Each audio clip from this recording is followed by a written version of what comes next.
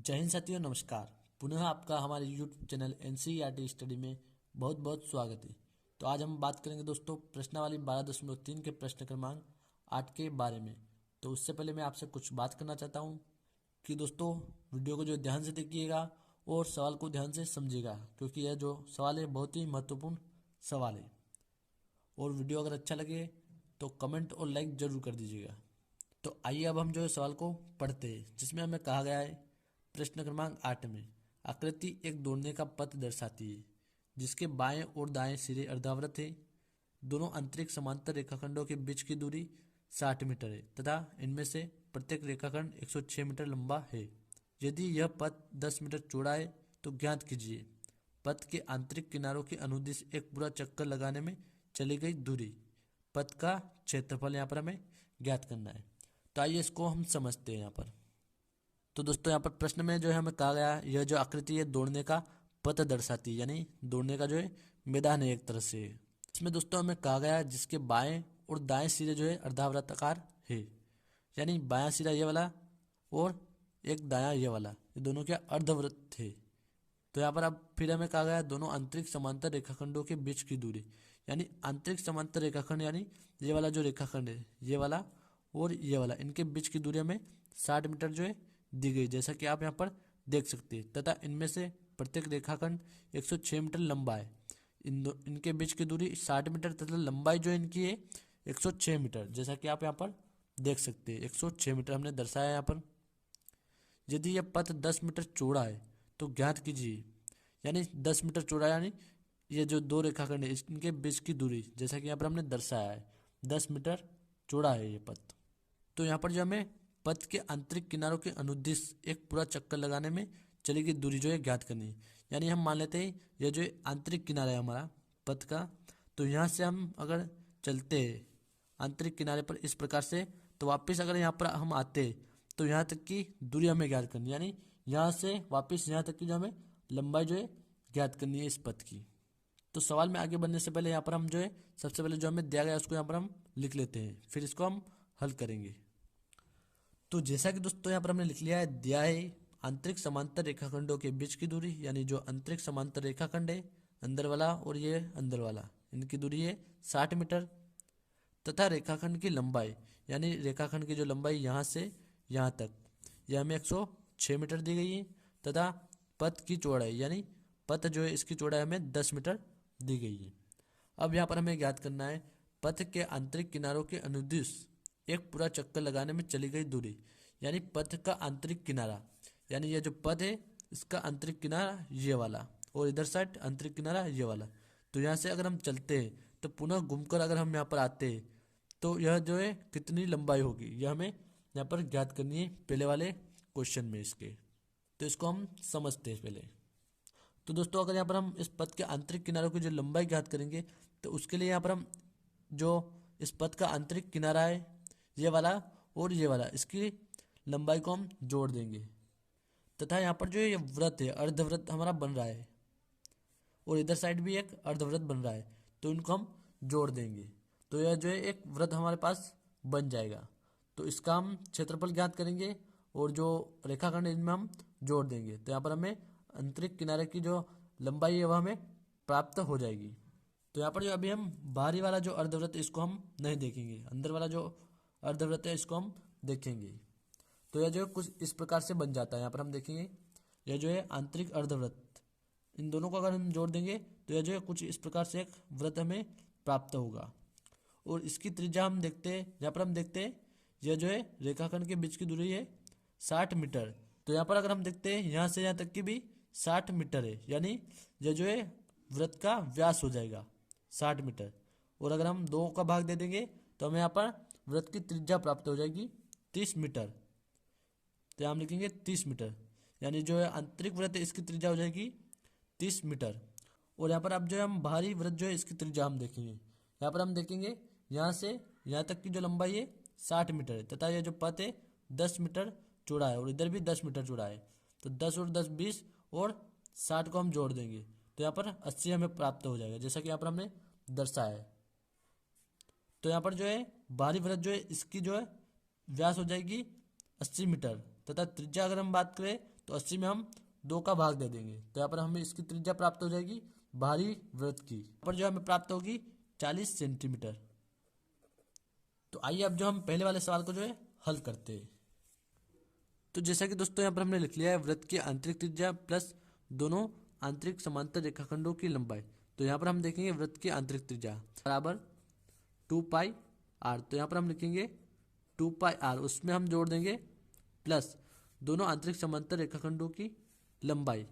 तो यहाँ पर हमें एक रेखाखंड की लंबाई जो दी गई है 106 मीटर। तो यहाँ पर 2 रेखाखंड है हमारे पास, तो इसमें हम 2 गुणे कर देंगे और 106। अब यहाँ पर नीचे हम लिखेंगे फिर से बराबर 2।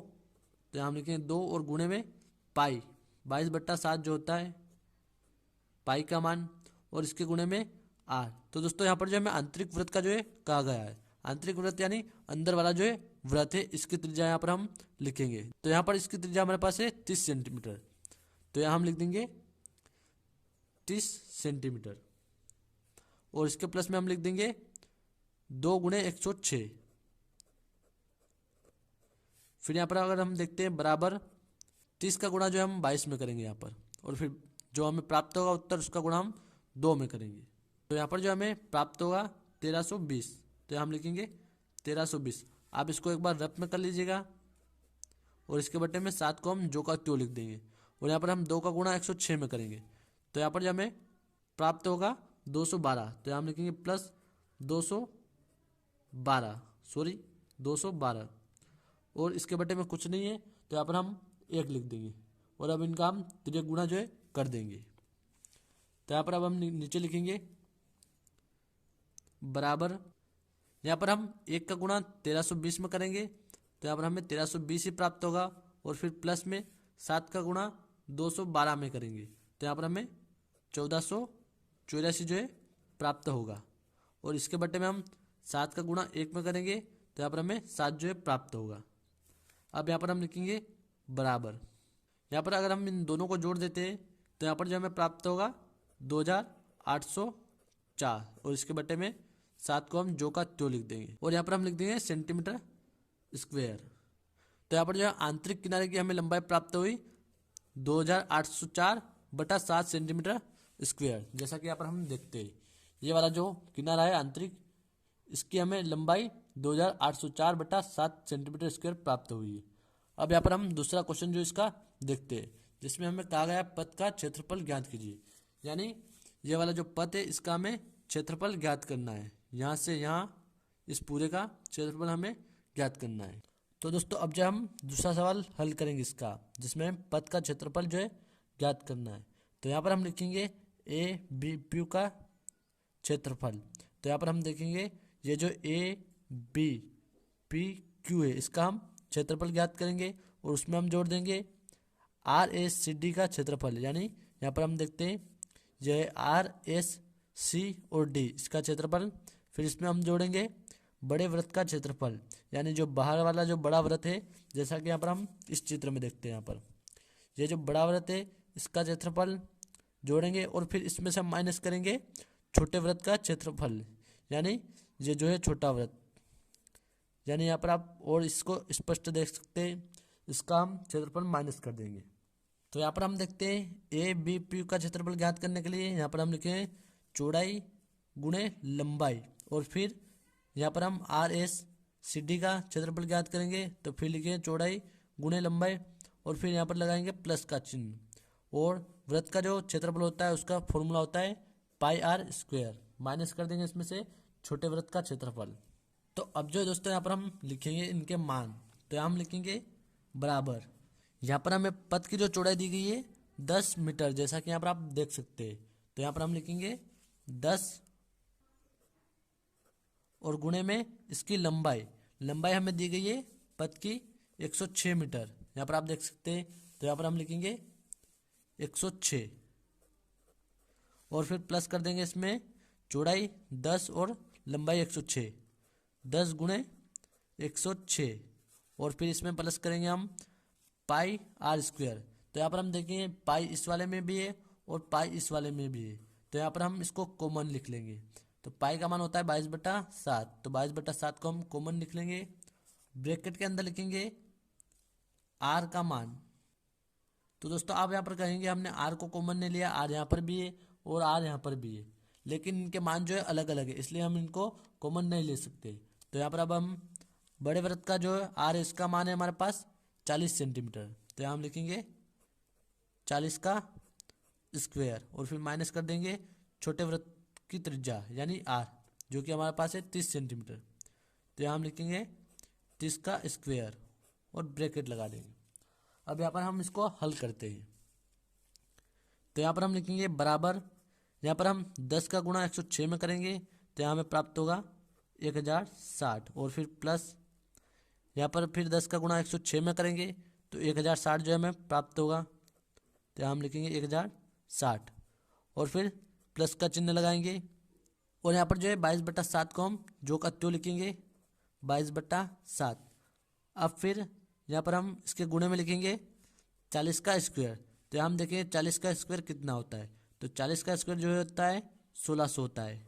फिर माइनस 30 का स्क्वायर 900 होगा, क्योंकि 3 का गुणा हम 3 में करेंगे तो यहाँ पर हमें 9 प्राप्त होगा, और पीछे 2 जीरो हम लगा देंगे। यहाँ हम लिखेंगे बराबर, यहाँ पर हम 1060 और 1060 को जो है जोड़ देंगे तो यहाँ पर हमें प्राप्त होगा 2120। फिर प्लस का चिन्ह हम लगाएंगे और यहाँ पर हम लिखेंगे 22/7, और यहाँ पर ब्रैकेट के अंदर यहाँ पर भी हम ब्रैकेट लगा देंगे। 1600 में से 900 हम माइनस करेंगे तो यहाँ पर जो हमें 700 जो है प्राप्त होगा। तो हम लिखेंगे 700। फिर यहाँ पर हम इस 7 से इन 700 को काट देंगे तो यहाँ पर हमें 100 जो है प्राप्त होगा। अब यहाँ पर हम इस 100 का गुणा 22 में कर देंगे तो यहाँ पर हमें 2200 प्राप्त हो जाएगा। तो यहाँ हम लिखेंगे बराबर 2120 प्लस 2200, क्योंकि 22 का गुणा हम 100 में करेंगे तो हम लिखेंगे 2200।